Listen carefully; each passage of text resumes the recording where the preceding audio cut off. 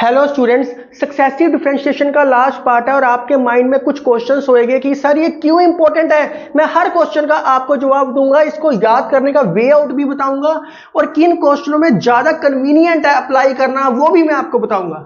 तो सबसे पहले आपको ये समझ आना चाहिए, प्रोडक्ट रूल आप छोटी क्लासों में करके आए हो। अगर प्रोडक्ट रूल बार बार अप्लाई करना है, nth टाइम्स अप्लाई करना है, उसके लिए लेबनिट्ज ने एक थ्योरम बना दी, उसने एक मेथड बना दिया कि इस मेथड से आप जितनी मर्जी बार डेरिवेटिव ले सकते हो। आसान कर दिया। जैसे y equal to U V होता है, तो प्रोडक्ट रूल लगाओगे तो क्या आएगा, u v1 plus v u1, फिर y2 निकालोगे, y3 निकालोगे। कब तक निकालोगे? तो मैथमेटिशियन ने कहा मेरा फार्मूला लगाओ, बहुत आसान हो जाएगा।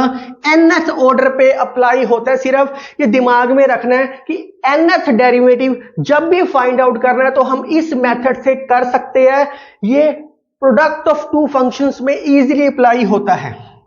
सेकंड क्वेश्चन आपके माइंड में है कि सर फर्स्ट फंक्शन किसको लेना है, सेकंड फंक्शन किसको लेना है।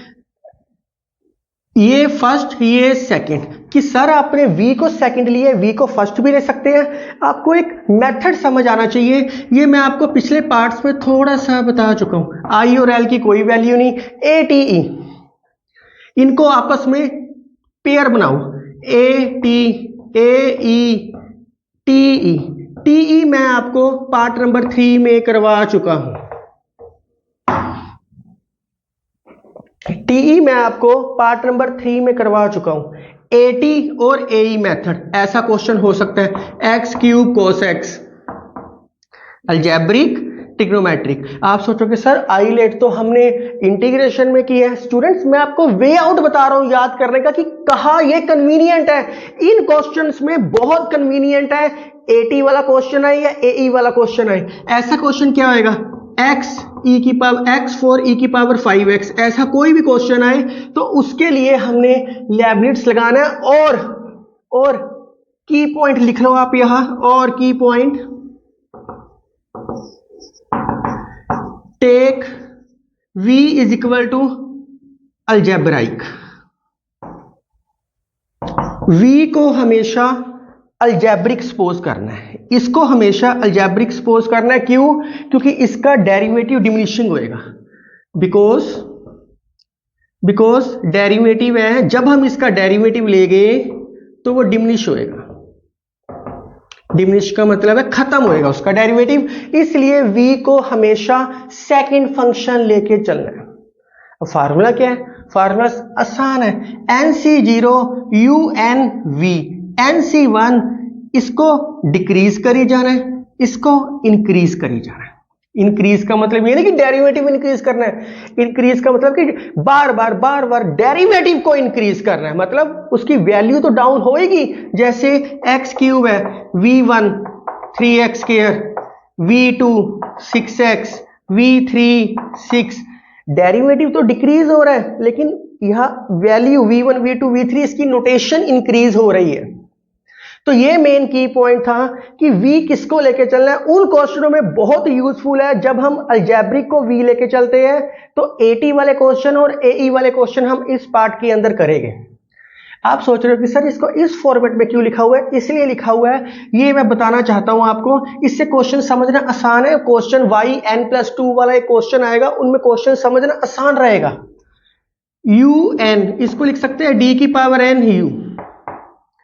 अगर मैं इसका दो बार डेरिवेटिव और कर दूं, एक एग्जांपल दे रहा हूं, क्वेश्चंस में मैं ये चीज दोबारा सिखाऊंगा, D square D N U, तो क्या आ गया, डी की पावर n+2 u, और इसको तो मैं लिख ही सकता हूं u 2 टाइम्स 4 की है n+2, एक ही बात है, कोई फर्क नहीं है, सिर्फ समझाने के लिए लिखे।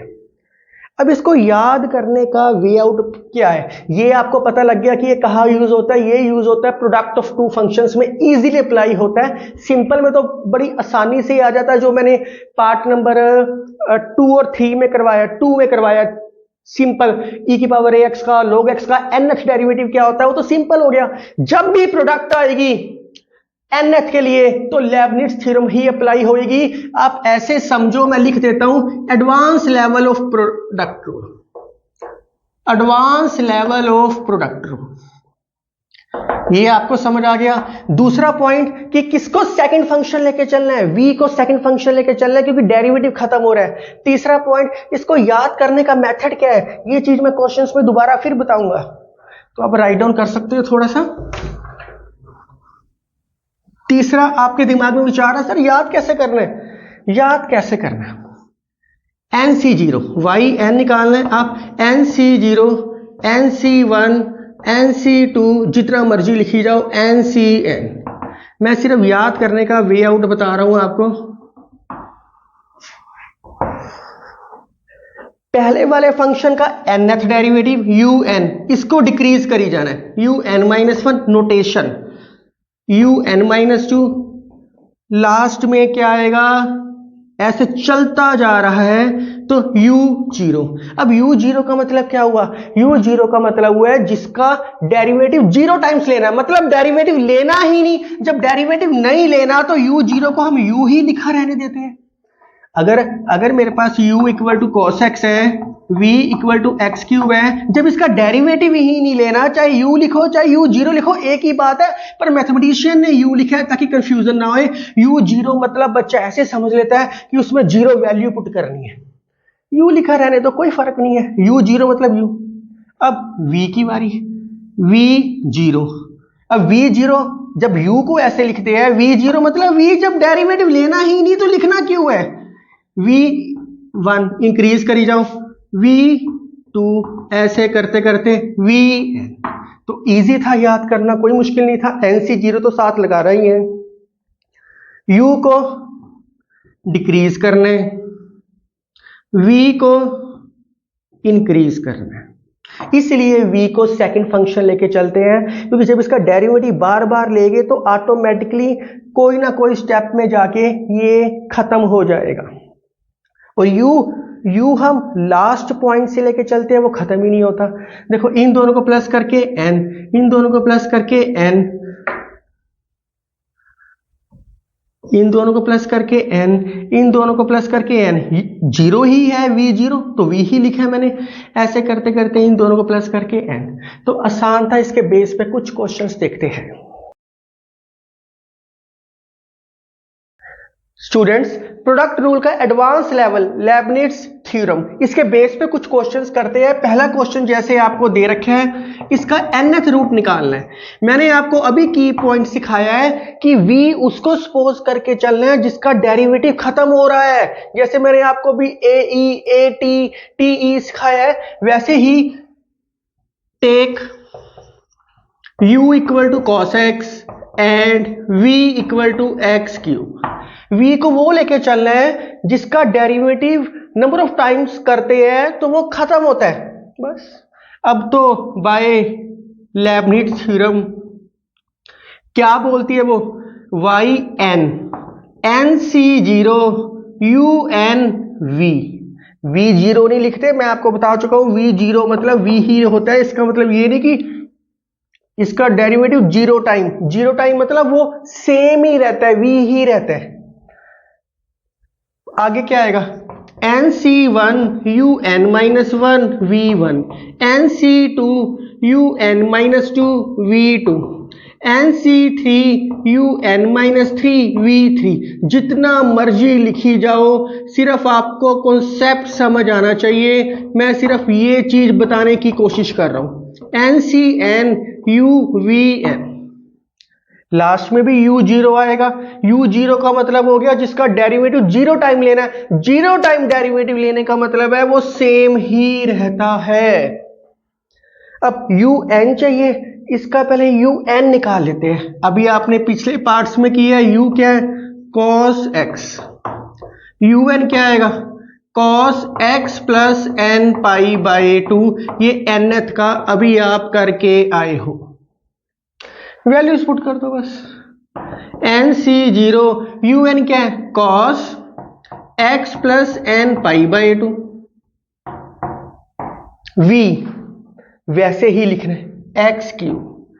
nc1 un-1 का मतलब है n है तो यहां n आया था, n-1 है तो यहां n-1 आएगा।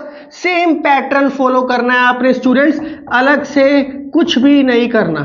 बुक्स में आपके सिंप्लीफाई किया हो सकता है, बुक में ये भी हो सकता है कि u1 u2 u3 v1 v2 v3 इस तरीके से निकाला हो। हमने ऐसा कुछ भी नहीं करना, हमने सीधा करना है v1 इसका डेरिवेटिव क्या आएगा 3x प्लस अगली चीज क्या आएगी nc2 cos x plus n minus 2 pi by 2।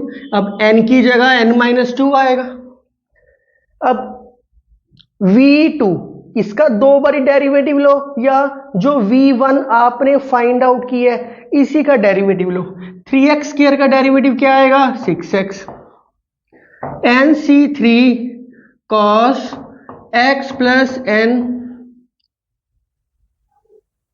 Minus 3 pi by 2, बिल्कुल आराम से लिख लिया। अब साथ में क्या है v3 इसका 3 बारी डेरिवेटिव लो, या जो 6x निकाला है इसी का आगे डेरिवेटिव लो, क्या आएगा 6। अगर मैं इसके बाद इसका डेरिवेटिव लूंगा तो वो 0 आएगा, तो आगे लिखने की लोड नहीं है क्योंकि v4 क्या आएगा 0, वैल्यू पुटिंग करने की जरूरत नहीं है, बस यही तक छोड़ सकते हैं। अब तो कैलकुलेशन है, करना करो नहीं करना ना करो। nc0 क्या होता है 1 x cube cos x plus n pi by 2। nc1 क्या होता है n, तो ये क्या आ गया 3nx square cos x plus n minus 1 pi by 2। nc2 क्या होता है n माइनस 1 बाई 2, साथ में क्या दे रखे हैं 6x cos x plus n minus 1 pi by n minus 2 pi by 2। nc3 को भी सोल्व करना है, क्या आएगा n minus 1 n minus 2 by 6, factorial ही है खोल सकते हो आप, into 6 cos x plus n minus 3 pi by 2। शायद विजुअल ना हो, आप मैंने बोल दिया, आप लिख सकते हो, ये आंसर है।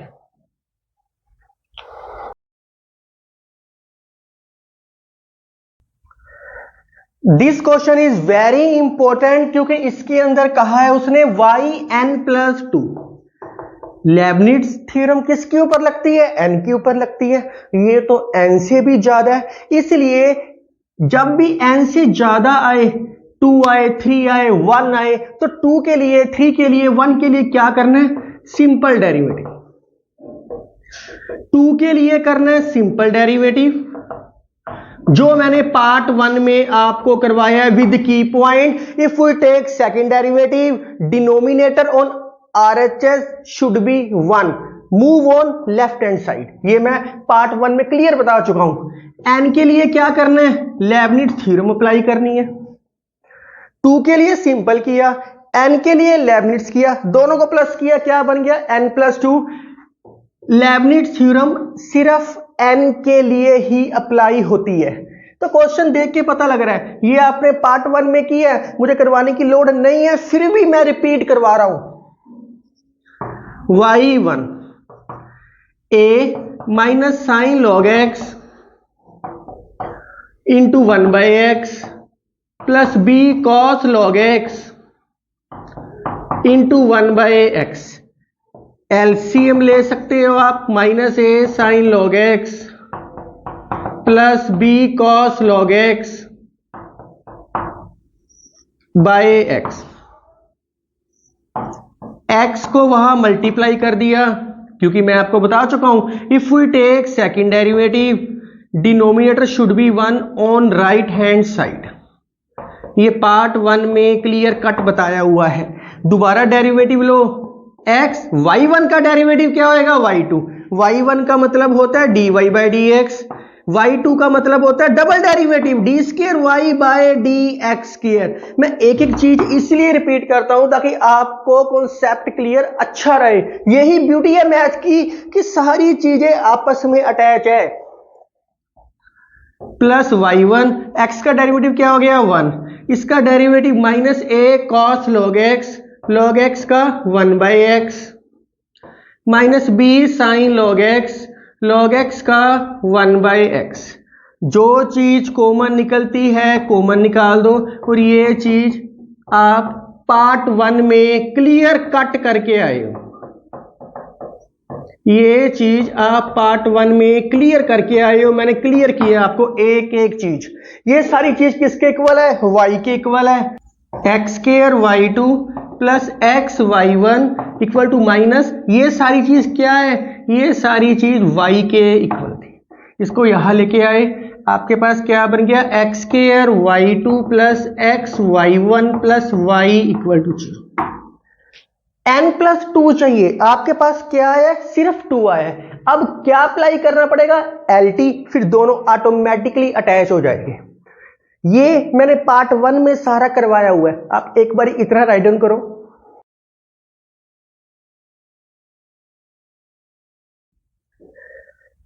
स्टूडेंट्स अब n+2 निकालना है। इस n+2 का मतलब स्टूडेंट्स ये होता है d की पावर n+2 इंटू वाई। मैं आपको स्टार्टिंग में ये चीज लिखनी सिखा चुका हूं, इसको वैसे भी लिख सकते हैं d की power n d square y, एक ही बात है। तो ये वो ही चीज दे रखी है। y2 का मतलब कंफ्यूज मत होना, y2 का मतलब होता है d स्क्वायर y, एक ही बात है, बार बार लिखने की जरूरत नहीं है मुझे, ये अंडरस्टूड है चीजें। तो इसके अंदर क्या होएगा? u और ये v, क्योंकि ये खत्म हो रहे हैं, ये भी u ये भी v, ये तो सिंगल ही है। लगाओ जी अप्लाई लेबनिट्ज थ्योरम। NC0 nth लो इसका nth, तो y2 ऑलरेडी दे रखा है, y2 ऑलरेडी दे रखा है, ये दे रखा है। जब इसका nth लेंगे तो वो क्या बनता है? d की पावर n+2y, मतलब yn+2, दूसरी चीज वैसे ही प्लस NC1, इसका डेरिवेटिव एक कम, n+2 के बाद n+1, एक्स स्क्वायर का क्या आएगा? 2x, NC2, इसका एक कम yn, इसका डेरिवेटिव 2। अब इसके बाद लोगे तो 0 आएगा, लिखने की जरूरत नहीं है, खत्म हो गया। सिमिलर दूसरे वाले का NC0 y1 तो दे रखा है, तो n टाइम्स ज्यादा करेंगे तो क्या आएगा? n+1, x वैसे ही प्लस NC1 yn+1 का yn, x का डेरिवेटिव 1। अब इसके बाद अगर 1 का डेरिवेटिव लूंगा 0 आएगा, लिखने की जरूरत नहीं है। लास्ट में क्या बच गया? y, n टाइम्स लोगे तो क्या आएगा? yn, क्योंकि सिंगल ही चीज है। मैं रिपीट कर रहा हूं, कुछ बच्चे कंफ्यूज होते हैं कि सर y2 था, yn+2 कैसे लिख दिया? y2 का मतलब होता है d की पावर स्क्वायर y। मैं रिपीट कर रहा हूं, वो ध्यान से देखो। लेबनिट्ज किसके ऊपर लगती है? n टाइम्स के ऊपर लगती है। यहां क्या है? yn+2, n टाइम्स डेरिवेटिव, मतलब d की पावर n y2, d की power n d square y, d की power base same, powers add.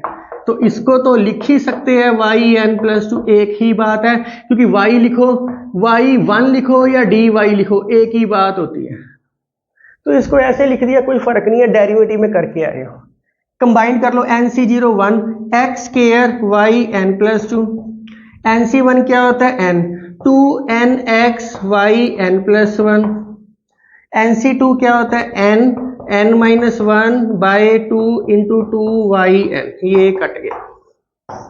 Simplify कर रहा हूं और कुछ भी नहीं कर रहा।